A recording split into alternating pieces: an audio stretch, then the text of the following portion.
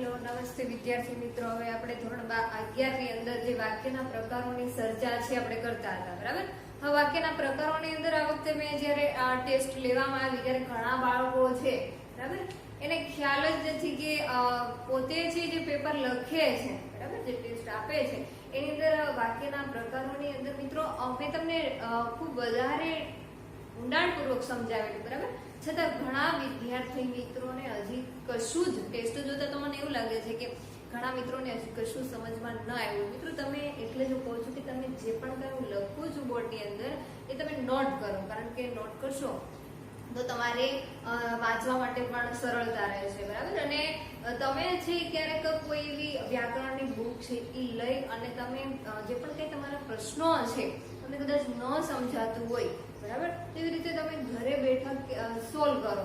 હવે હું છે છેલ્લે તમારા પ્રશ્નપત્ર વિશે વાત કરીશ, બરાબર। એટલે હાલ આપણે છે એ ગુજરાતીની અંદર જે વ્યાકરણના પ્રકારોની ચર્ચા કરતા હતા, બરાબર। એ વ્યાકરણના પ્રકારો મિત્રો હજી ઘણા બધા બાકી છે, બરાબર। એટલે હાલ આપણે પ્રશ્નાર્થ વાક્ય, ઉદ્ગાર વાક્ય અને આજ્ઞાર્થ વાક્ય જે છે એની ચર્ચા કરવાની છે, બરાબર। હવે જો હવે આ ઉદ્ગાર વાક્યની ચર્ચાની અંદર હું તમને એવું કહું છું કે ઉદ્ગાર વાક્ય છે એની અંદર ઘણા બધા ભાવો હોય છે, બરાબર। એટલે તમે જ્યારે ધોરણ 12 ની અંદર પ્રવેશ મેળવશો ત્યારે એની અંદર તમારે એક ભાવાત્મક ગદ્ય આવે છે, બરાબર। એ ભાવાત્મક ગદ્યની અંદર તમારે કોઈ ગદ્ય તમને આપેલો છે અને ઉપર સૂચના એવી લખેલી છે કે નીચે આપેલા ગદ્યનું એટલે કે ભાવાત્મક ગદ્યનું 80 શબ્દોની અંદર ભાવાત્મક ગદ્ય જે રજૂ કરો। કોઈ ગદ્ય આપેલો છે, ગદ્યની અંદર તમારે 80 શબ્દની અંદર ભાવાત્મક ગદ્ય છે રજૂ કરવાનો છે, બરાબર। જો મિત્રો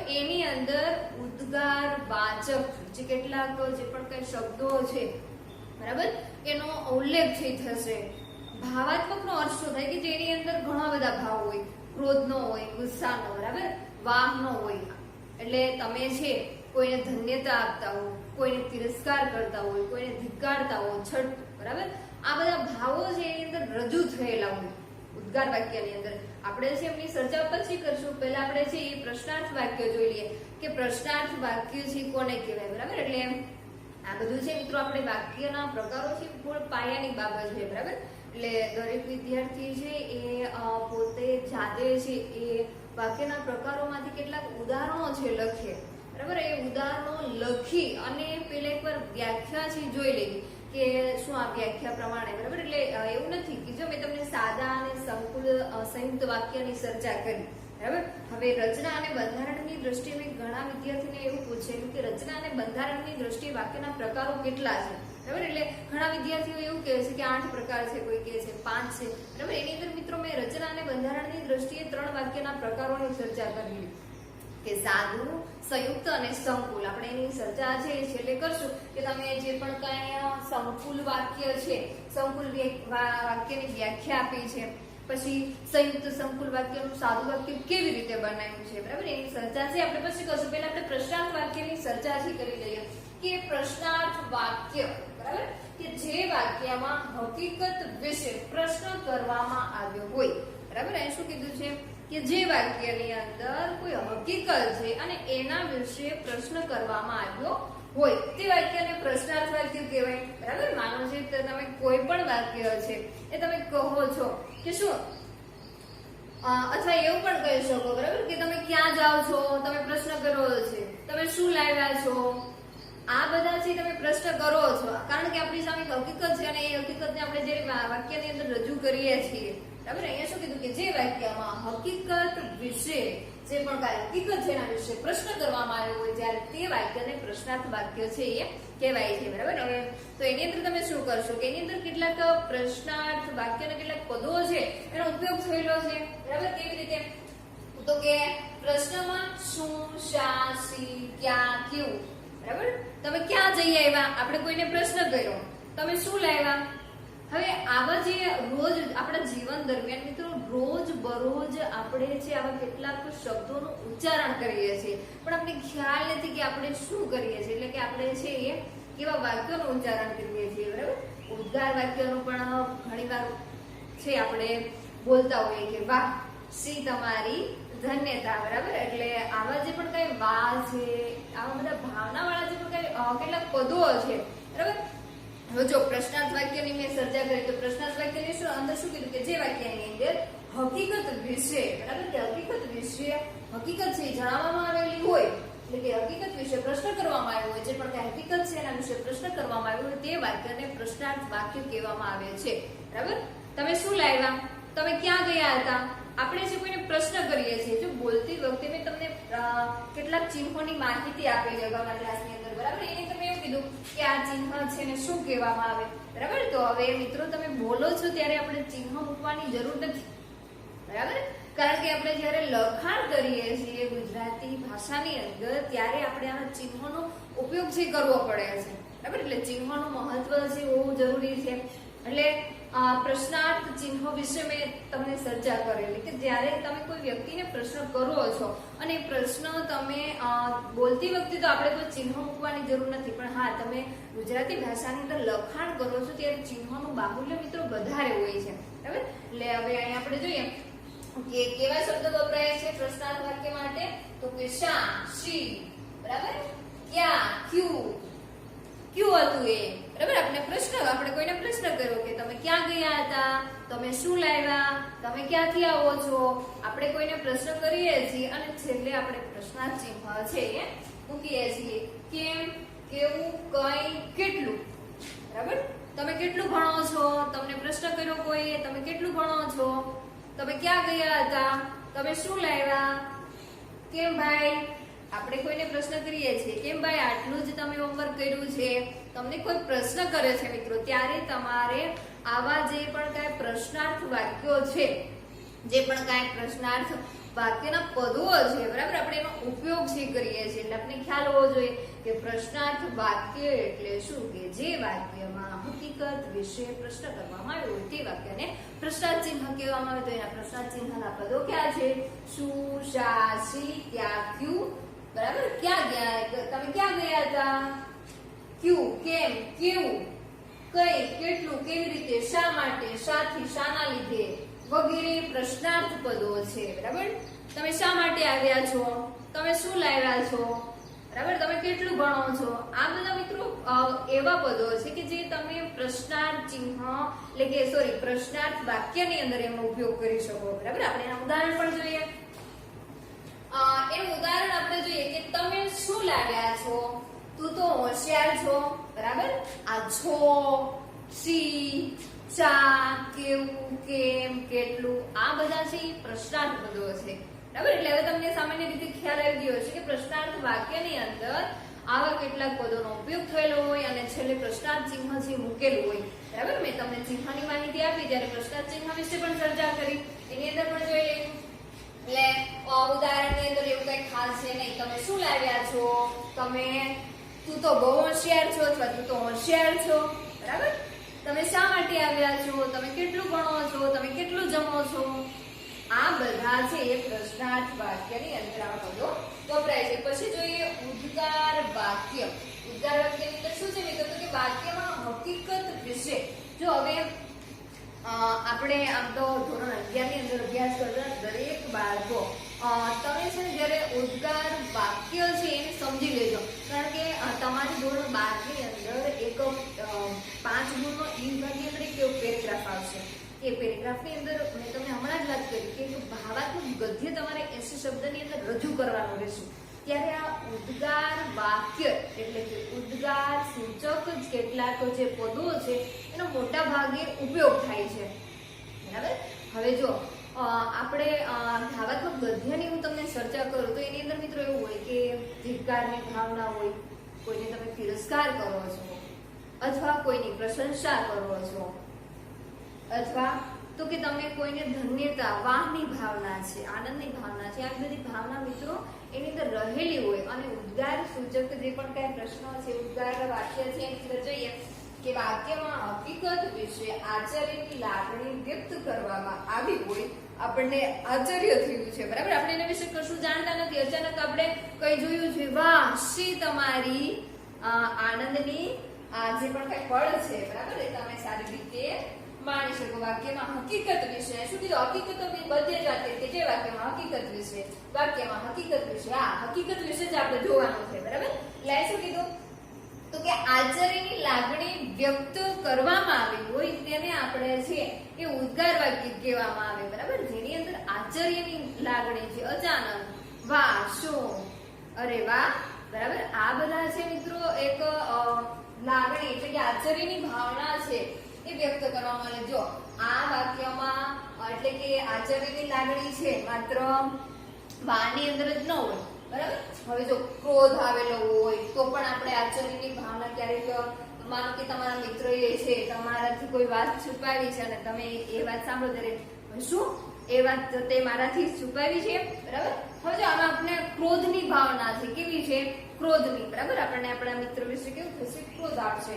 અચરજ, આશ્ચર્ય, શોક. બરાબર?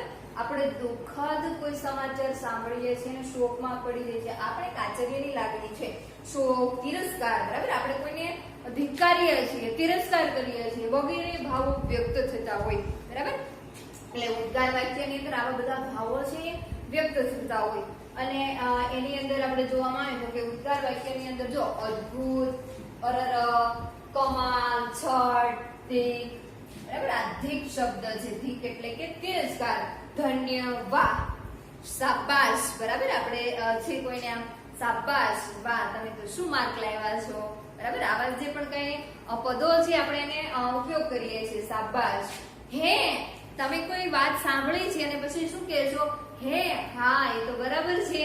બરાબર? એટલે આ જે પણ કઈ પદો છે એ ઉદ્ગાર સૂચક જે પણ કઈ વાક્યો છે એની અંદર આપણે ઉપયોગ કરશું. હે, અરે રે, બાપ રે, તમે કોઈ દુઃખદ સમાચાર સાંભળ્યા. શું કીધું?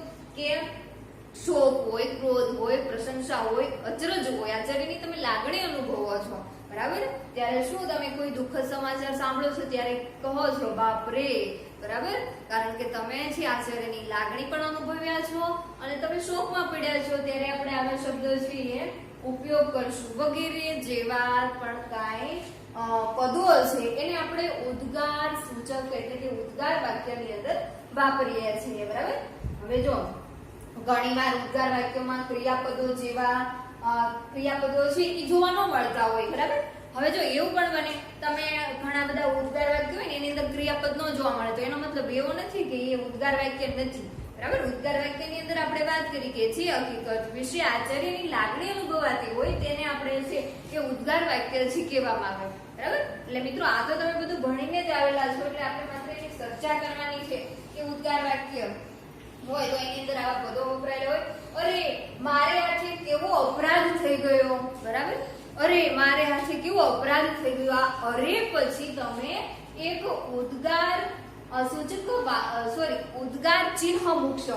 તો જો આ ઉદ્ગાર ચિહ્ન છે શું દર્શાવે છે? બરાબર? એ ઉદ્ગાર ચિહ્ન છે એ દર્શાવે છે કે આ વાક્ય છે ઉદ્ગાર છે. અરે, હવે તમે એવું પણ લખો બાપરે, કેવું બની ગયું. બાપરે લખ્યા પછી શું કરશો? તો કે એના પછી તમે છે એ ઉદ્ગાર ચિહ્ન મૂકશો. બરાબર? એટલે ઉદ્ગાર ચિહ્ન મૂકો એટલે આપણને ખ્યાલ જ હોય શોકની લાગણી અનુભવાયેલી હોય, પ્રશંસાની હોય, અચરજની હોય, ક્રોધની હોય, તિરસ્કારની હોય અને પછી આપણે ઉદ્ગાર ચિહ્ન મૂકી અને વાક્ય છે લખશું. બરાબર? અહીંયા શું કીધું છે? અરે, મારે આજે કેવો અપરાધ થઈ ગયો. બરાબર? વાહ, શું નસીબ છે તમારા. વાહ. બરાબર? આ વાહ છે કેવો છે? ધન્યતાની ભાવના અનુભવે છે. વાહ, શી નસીબ. શું નસીબ છે તમારા. આ છે બા છે પછી આપણે શું મૂક્યું છે? ચિહ્ન મૂક્યું છે. બરાબર? એટલે મિત્રો જો જે પણ કઈ વિરામ ચિહ્નની મેં માહિતી આપી એની અંદર મેં પ્રશ્નાર્થ ચિહ્ન, ઉદ્ગાર ચિહ્ન, આ બધા ચિહ્નની માહિતી આપી. બરાબર? એટલે કોનો ક્યાં ઉપયોગ થાય તમને સામાન્ય રીતે ખ્યાલ હોવો જોઈએ. પછી આપણે જોઈએ આજ્ઞાર્થ વાક્ય.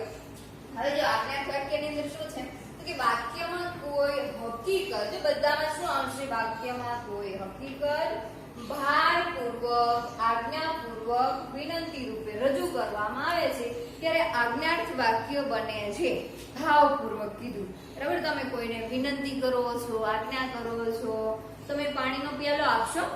બરાબર? તમે આપશો પાણીનો પ્યાલો. એટલે આ છે તમે કોઈને વિનંતી કરી છે એની અંદર વિનંતી હોય. આજ્ઞા એટલે ઓર્ડર દેવો એવો ન થાય. બરાબર? એટલે કે આ તમે કોઈને કહો છો જે પણ કઈ હોય તે. બરાબર? પણ અહીં શું કીધું? કે ભારપૂર્વક આજ્ઞા રૂપે આપણો ઓર્ડર ચલાવવાનો નથી, આપણે આજ્ઞા કરવાની છે. વિનંતી રૂપે તમે કોઈને વિનંતી કરો છો કે મને તમે પાણીનો પ્યાલો આપશો, બરાબર? એટલે આપણે વિનંતી કરીએ છે. આપણે આપણા માતા પિતા છે ઘરે આપણને કહે કે ભાઈ લાવ તો પાણીનો પ્યાલો, આ આજ્ઞા છે, કારણ કે આપણા વડીલ છે એનો આજ્ઞા આપણે માનવી જોઈએ. પણ આજ્ઞા અને વિનંતી એટલે કે તમે કોઈને આજીજી કરો છો કે ભાઈ પાણીનો પ્યાલો આપશો, તમે મને પાણીનો પ્યાલો આપશો, વિનંતી રૂપે રજૂ કરવામાં આવે છે ત્યારે આજ્ઞાર્થ વાક્ય બને છે, બરાબર? ભારપૂર્વક શું કીધું છે? ભારપૂર્વક, આજ્ઞા રૂપે અને વિનંતી રૂપે. હવે જો એનું ઉદાહરણ જોઈએ તો તમે મને મદદ કરશો ને, બરાબર? તમે મને મદદ કરશો ને, મેં તમને વિનંતી કરી કે શું તમે મને મદદ કરશો ને, બરાબર?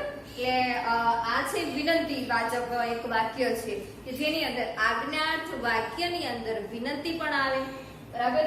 અને આજ્ઞા રૂપ પણ આવે. આજ્ઞા રૂપ એટલે કે આપણે છે કે આપણો હક કોઈ ઉપર જતાવવાનો નથી, બરાબર? તમારું કાર્ય મિત્ર ક્યારે થશે? આપણે કોઈને વિનંતી કરશું, બરાબર? ત્યારે જ આપણું કાર્ય છે થશે. એટલે શું કર્યું? લખ્યું છે ને તમે મને મદદ કરશો ને, મને એક પ્યાલો પાણીનો આપો, મને એક પાણીનો પ્યાલો આપશો, બરાબર? તમે મને એક પાણીનો પ્યાલો આપો. આ છે એક વિનંતી રૂપે બોલેલા જે પણ કઈ શબ્દો છે, બરાબર? એની અંદર આજ્ઞાર્થ વાક્ય એટલે શું મિત્રો? આપણે જે પણ કઈક સંયોજકોની સર્જા છે થયેલી, બરાબર? હવે જો તમે સામાન્ય રીતે યાદ કરવામાં તો ઘણા મિત્રોને સાદું, સંકુલ અને સંયુક્ત વાક્યમાં કશું જ ન સમજાણું હોય એવું મને લાગ્યું, બરાબર? એટલે હવેથી આપણે એની ચર્ચા કરવાની છે કે સાદું વાક્ય છે એને તમારે સંયુક્ત, એની અંદર મેં તમને કેવો પ્રશ્ન આપેલો છે, બરાબર? જો તમે સાંભળો તો તમારું પ્રશ્નપત્ર જે છે એ ખોલીને બેસો કે જે મેં તમને 10 ગુણનું મોકલેલું છે, બરાબર? હવે એની અંદર તમને ખ્યાલ હશે કે પ્રશ્ન છે એ તમે ઘણા વિદ્યાર્થીઓએ સોલ્વ પણ કર્યા છે, બરાબર? હવે આપણે મેં તમને કેવો પ્રશ્ન પૂછેલો, ઉદાહરણ હતું, બરાબર? કે સંયુક્ત સંકુલ વાક્યને સાદું વાક્ય બનાવો. સંયુક્ત સંકુલ વાક્યને સાદું વાક્ય બનાવો. હવે આ બનાવવાનું છે, આ એટલે સાદું વાક્ય બનાવવાનું છે. તમને આપેલું છે કેવું? સંયુક્ત અથવા સંકુલ વાક્ય આપેલું છે, બરાબર? એટલે એની અંદર ઉદાહરણ જોવામાં આવે તો મેં એવું ઉદાહરણ લખેલું, બરાબર? ઘણા વિદ્યાર્થી મિત્રોને મૂંઝવણ છે કે એની અંદર શું આવે. મેં આવો કંઈક પ્રશ્ન પૂછેલો, આવું કંઈક ઉદાહરણ આપેલું હતું. હું એને એ રકમ આપી દઈશ, બરાબર? પછી મેં અહીંયા પૂર્ણ વિરામ કર્યો અને પૂર્ણ વિરામ પછી મેં એવું લખેલું છે કે તો હું બરબાદ થઈ જઈશ, બરાબર? તો હું બરબાદ થઈ જઈશ. હવે જો આવું વાક્ય હતું, આવું ઉદાહરણ આપેલું હતું ને સૂચના શું હતી? તો કે સાદું વાક્ય બનાવવાનું હતું. તો મિત્રો તમારે આ ટોપિક છે ધોરણ 12 ની અંદર આવશે. ક્યાં આવશે? 12 ની અંદર. ત્યારે તમે ટેસ્ટ પેપરમાં એવું લખશો, સોરી મારાથી આ નથી બનતું, બરાબર? એટલે ઘણા વિદ્યાર્થી મિત્રો એવું લખેલું છે, પણ તમારે જે વધારાનું લખાણ છે બને ત્યાં સુધી કરવું નહીં, બરાબર? હવે એની અંદર શું કરશો? હવે તમને આ સાદું વાક્ય બનાવવાનું છે, બરાબર? તો આ વાક્ય તો મિત્રો સંકુલ વાક્ય છે.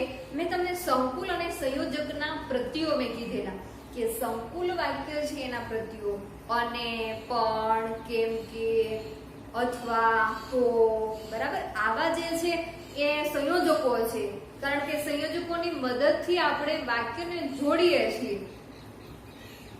સંકુલ વાક્યની વ્યાખ્યા જે ગણતરી લખી એની અંદર મેં તમને સંકુલ વાક્યની અંદર એવું કીધું કે એક વાક્ય મુખ્ય હશે અને બીજું વાક્ય ગૌણ હશે, પણ એ જે ગૌણ વાક્ય છે મુખ્ય વાક્ય ઉપર આધારિત હશે, એ વાક્યને આપણે સંકુલ વાક્ય કહેવાનું છે. અને સંયુક્ત વાક્યની અંદર સ્વતંત્ર રીતે ટકી શકીએ છે, સમાન મોભાવાળા હશે, બરાબર? આ વાક્યને છે આપણે સંકુલ વાક્ય કહેવાનું છે.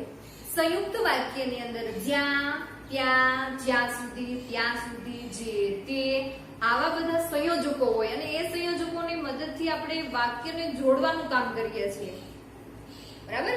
હવે જો આની અંદર મેં આવું તમને ટેસ્ટ પેપરની અંદર ઉદાહરણ આપેલું ને એ ઉદાહરણની અંદર ઉપર મેં સૂચના લખેલી કે સંયુક્ત સંકુલ વાક્યને સાદું વાક્ય બનાવો. તો ઘણા જ મિત્રોએ આમના ઉદાહરણ સહિત બધું જે પણ કહ્યું એ બધું લખી નાખ્યું. તો ભાઈ આમાં તમે ફેરફાર શું કર્યો છે, મને કેમ ખબર પડે કે તમે આને સાદું વાક્ય બનાવો? તો મિત્રો યાદ રાખો કે તમે જ્યારે એનું સાદું વાક્ય બનાવો છો ત્યારે આવી રીતે લખવાનું છે કે એને એ રકમ આપી દઈશ, બરાબર. અને આ જે તો છે એક સંયોજક છે. કોનું સંયોજક છે? સંકુલનું, બરાબર. મેં તમને વાત કરી કે જો, તો, પણ, કેમ કે, અથવા, અને એ સંયુક્ત સંયોજકોના જે સંયુક્ત વાક્યના સંયોજકો છે. સંકુલ વાક્યના સંયોજકો જ્યારે, ત્યારે, જ્યાં સુધી, ત્યાં સુધી, જે, તે આ સંયુક્ત વાક્યના સંયોજકો છે. એટલે તમારે જો તમને વ્યાખ્યા યાદ ન રહે તો તમને માનો કે તમને આની સૂચના આપેલી છે ને આનું તમારે સાદું વાક્ય બનાવવાનું છે તો તમને ખ્યાલ જ છે કે સાદું વાક્ય કોને કહેવાય. સાદું વાક્ય એટલે કે જે વાક્યની અંદર ઉદ્દેશ્ય કર્તા વિશે માત્ર વાત કરેલી છે તે વાક્યને સાદું વાક્ય કહેવાય. હવે આનું તમારે જે સાદું બનાવવાનું હોય ત્યારે શું કરવાનું? તો જે સંયોજક છે કોનો છે? સંકુલનો છે, સોરી સંયુક્તનો છે, બરાબર. સંયુક્તનો છે ને તો એટલે હવે આપણે તો જે દૂર કરી અને નીચે પાછું આવી રીતે લખવાનું. જો હું એને રકમ આપી દઈશ, હું બરબાદ થઈ જઈશ, બરબાદ થઈ જઈશ.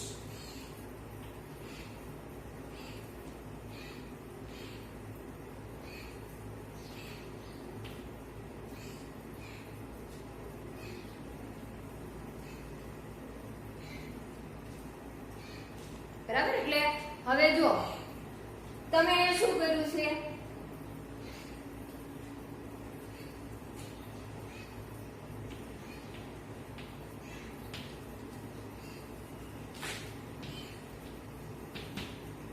તમે અહીં કોઈ સાદું વાક્ય બનાવ્યું છે તો સાદું વાક્ય બનાવો ત્યારે મિત્રો આ સંયોજક દૂર કરો એટલે સીધું કેવું વાક્ય બને? સાદું બને. કારણ કે આ વાક્યની અંદર માત્ર ઉદ્દેશ કર્તા વિશે વાત કરેલી છે, કઈ વિશેષ કોઈ વાત કરેલી નથી. કોઈ સંયોજક સાદું વાક્ય છે ને મિત્રો એની અંદર કોઈ સંયોજકો આપેલા નહીં. અને જે સંયુક્ત સંકુલ વાક્ય છે ને એના સંયોજકો હશે. જો તમને એવું પૂછવામાં આવે કે સાદા વાક્યને સંયુક્ત સંકુલ વાક્યમાં ફેરવો તો તમારે સંયોજકો ઉમેરવાના છે અને જો તમારે સાદું વાક્ય બનાવવાનું હોય તો સંયોજકો દૂર કરવાના છે. તમને વ્યાખ્યા યાદ ન રહે તો તમારે એવી રીતે સાદામાંથી સંકુલ, સંકુલમાંથી સંયુક્ત, સંયુક્તમાંથી સાદું આવી રીતે બનાવશો, બરાબર. એટલે તમારે શું કરવાનું છે? સંયોજકો જો સાદું વાક્ય બનાવવાનું કે તો સંયોજકો દૂર કરવાના, સંયુક્ત સંકુલ બનાવવાના કે તો સંયોજકોનો ઉમેરો કરવાનો, બરાબર. એટલે વાક્ય છે આખું કેવું બનશે? સંયુક્ત સંકુલ વાક્ય બનશે. સાદું વાક્ય બનાવવાનું કે તો આવી રીતે લખાણ કરવાનું, બરાબર. પહેલા ઉપરનું વાક્ય હું એને એ રકમ આપી દઈશ, આ તો છે આપણે દૂર કરવાનું છે કારણ કે આ સંયોજક છે. હું બરબાદ થઈ જઈશ, બરાબર. આમાં પણ ઉદ્દેશ્ય કર્તા વિશે જ માત્ર વાત કરેલી છે. તો આ વાક્ય કેવું થયું? સંયુક્ત સંકુલ વાક્યને આપણે સાદું વાક્ય બનાવ્યું, બરાબર. પછીનો એક પ્રશ્ન છે કે વિધાન વાક્ય એટલે શું? બરાબર. એટલે વિધાન વાક્યની અંદર ઘણા મિત્રોએ કંઈક અલગ જ લખેલું છે. વિધાન વાક્યની અંદર માત્ર હકારના અર્થની અંદર જ વાત કરેલી હોય. પછીનો પ્રશ્ન એવો પણ હતો કે નિવેદિત વાક્યના પ્રકારો જણાવો. હવે નિવેદિત વાક્યના મેં તમને પ્રકારો પૂછ્યા ત્યારે એમાં ઘણા વિદ્યાર્થી મિત્રોએ 8 લખેલા છે, બરાબર. 8 નહીં, નિવેદક વાક્યના પ્રકારો 2 છે, વિધિવાચક અને નિષેધવાચક, બરાબર. આ 2 એમના પ્રકારો છે, બરાબર. હવે જો ભાવિ વાક્ય રચના પણ વ્યવસ્થિત લખેલી છે. રચના અને બંધારણની દ્રષ્ટિએ મિત્રો વાક્યના 3 જ પ્રકાર છે, સાદું, સંકુલ અને સંયુક્ત, બરાબર. જો તમને ફરીવાર કહું છું, સાદું વાક્ય બનાવવાનું કે તો આપેલા સંયોજકો દૂર કરો અને સંયુક્ત સંકુલ બનાવવાનું કે તો એની અંદર સંયોજકો ઉમેરો. વ્યાખ્યા યાદ ન રહે તો તમારે આવી રીતે કરવાનું છે, બરાબર. એટલે અને કેવી રીતે લખવું એ પણ તમને ખ્યાલ હોવો જોઈએ કારણ કે તમે હવે જે બોર્ડનું પ્રશ્નપત્ર લખીને આવેલા છો, બરાબર. એટલે દરેક વિદ્યાર્થી છે એ પોતે આવા જે પણ કાંઈ વાક્યના પ્રકારો છે એના ઉદાહરણો પોતે જાતે લખતા રહે જેથી કરીને એને ખ્યાલ આવે કે પ્રેરક વાક્ય કેવી રીતે બનાવવું, કર્તરી, કર્મણી, આજ્ઞા, ઉદ્ગાર અને પ્રશ્નાર્થ, બરાબર. એટલે આ સમજવું છે ખૂબ જરૂરી છે, બરાબર. આમાં આળસ છે ચાલશે નહીં.